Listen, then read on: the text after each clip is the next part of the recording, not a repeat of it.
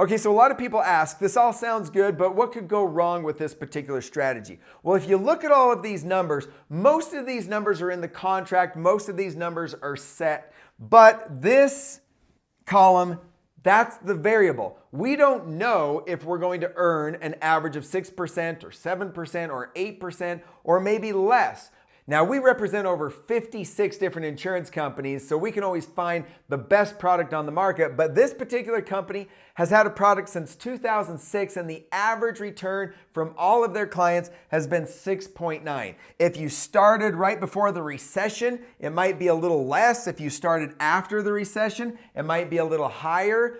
But the reality of it is that I've been showing you all of the numbers at that 6% range. And remember, you're able to borrow the money at a guaranteed 5%. So as long as you can earn more than 5%, you could get that positive spread. So I don't know if your positive spread is going to be 1% or 2% or 3% or more. We have no idea. That is the variable. Now let's take a look at some of our actual clients. This client actually started right before the recession. So you know that the market crashed during 2007 and 8. And of course, since this product is guaranteed to never lose any money, they didn't lose any money when the market was crashing. But when the market shot back up, they only earned 18%. Not bad, right? Now, most people have never heard of an insurance product that could earn double-digit returns like that. But yes, it is possible, and they have averaged almost 7% in this particular case. How about this case study? We have some more double-digit returns here for an average of 8% on this one. This is one of my favorites because check this out. In 4 years, they've gotten zeros twice. Once here and once here, but they also got a 20% return in the third year. Have you ever heard of an insurance product that could earn over 20% returns? The highest I've seen is 21.25%, I think it was. But an average of 7% with half of the returns being zeros. Here's one that over 4 years has averaged over 10% returns. And this one's probably my favorite because I like the visual. The picture says 1,000 words. In this example, you can see that when the market crashes, you're not going to lose. But when the market shoots back up, you're not going to get as high on the upside. So this is a great example of what you might be able to see, and that's an average of 8% return. Now, some people say this sounds too good to be true. Why isn't everyone doing this? Why haven't I heard about it? And how can the insurance company possibly do this? Well, this is beyond the scope of this video, but I want to show you kind of how this works. They're taking your money that you contribute and putting the majority of it into a very conservative portfolio. In this portfolio, most of the money is in bonds. Those bonds over a long period of time are going to average around 5%, okay? And that is going to get you back the money that you started with. So if you contributed $1,000, they would put $950, earning a little over 5%, and that would get you back to your $1,000. Then they're going to put a very small amount of money into something more aggressive that could get bigger returns, like options trading on an index. That's why this is called an index product. And that could earn $100. You could turn the $50 into $100, but you could also lose the $50. If you lost the $50, you'd still have your $1,000, but if you turn the $50 into $100 or maybe even $200, that is where you're going to get the big returns. So $1,000 plus $100 equals $1,100, or the equivalent of a 10% return. That could be a 20% return or maybe a 5% return, depending on how well they're doing with their options trading. Okay, so you might ask, well, what happens if the insurance company goes out of business? Well, that's why you want to work with a reputable insurance company that's highly rated, like this one that has $173 billion in assets. And if everyone asked for all of their money back, they would owe $165 billion. And that gives them an $8.6 billion surplus. They just don't put the last 3 zeros on those numbers. Those are billions. But that's a lot of surplus. So the banks are being insured by insurance companies. The insurance companies are typically at the top of the food chain. Now, a lot of states will also back up these insurance plans as well. So what if you can't make the payments? Most insurance products require a payment every month, right? Well, not in this particular case. We have flexible payments, and this really hit home with COVID. I had so many clients calling me saying that they lost their job or they were furloughed, or maybe they weren't able to operate their business and so they needed to put their payments on hold, or maybe they needed to skip payments or even reduce the payments.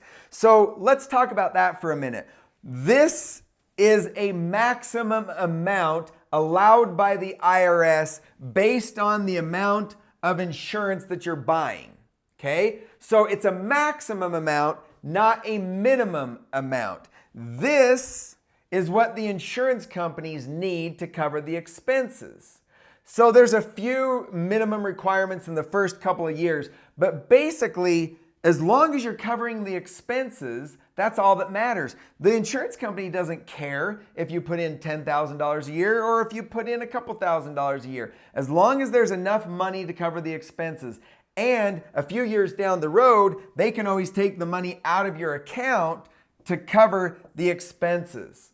Plus, after a few years, the amount of interest that you're earning is greater than the expenses, so you could stop these payments and allow it to continue to compound. I usually tell people you need to put in at least 5 years worth of payments to allow this to kind of grow the rest of your life. The other thing is that you're not required to make all 10 years worth of payments. If you've got enough money after 8 years, you could just stop. Or if you really love the product and you like what it's doing, you could continue to make payments into your retirement years or building up to retirement to give you more money to use in retirement.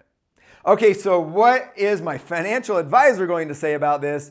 And what is Google going to say if I start researching all of this? Well, I've had a lot of three-way calls with my clients and their financial advisors, and these are the 4 most common comments that I always hear. First of all, life insurance is too expensive. And in most cases, they would be right. I showed you how the majority of the time, the expenses make it so that this isn't a good idea.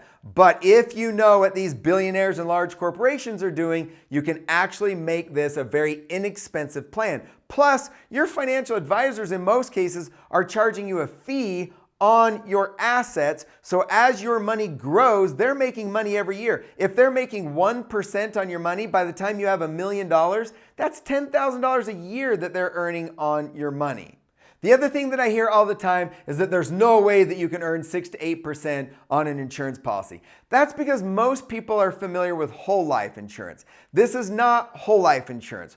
Whole life is only going to earn 4 or 5%, and the insurance company is going to charge you more than that on the loans. A whole life insurance company works a lot like a bank does.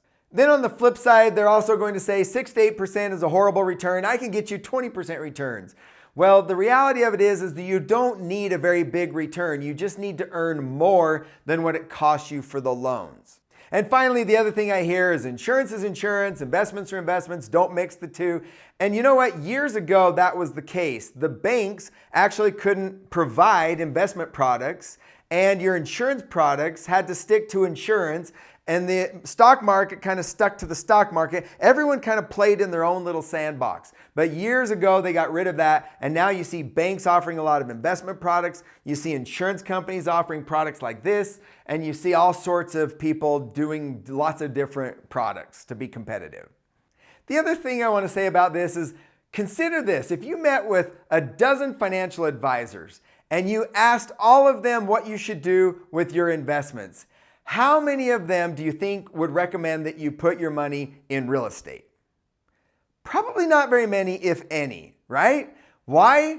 Because they don't sell real estate. Does that mean that real estate isn't a great investment for retirement? Of course not. But why don't financial advisors teach people about how to invest in real estate?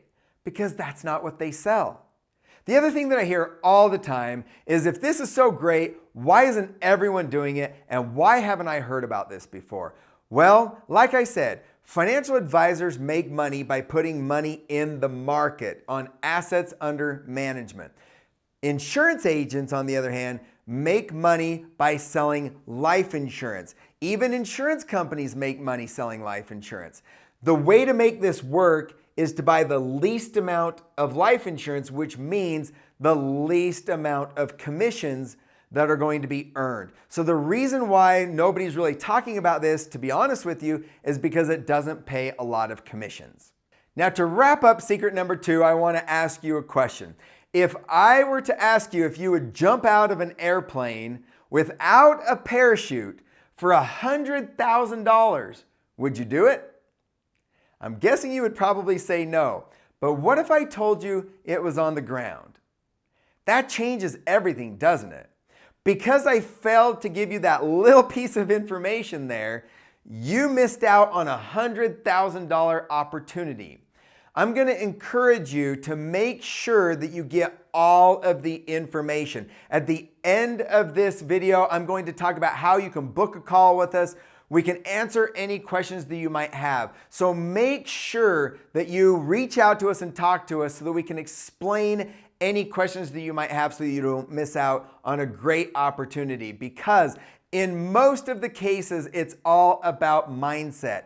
This strategy works amazing. There are tons of people using this strategy. The billionaires are using it. The large corporations are using this. Even the banks are using this strategy. We work with hundreds of families every year that are using this strategy. But the hardest thing is getting over that mindset and looking at money in a different way and looking at how to pay for college in a different way. But if you understand this, this could literally be the biggest college savings, because no matter how much college costs, whether you're going to a junior college or whether you're going to an Ivy League school or whether you have 5 kids going to Ivy League schools, whatever the case may be, you could literally get the entire cost back during retirement.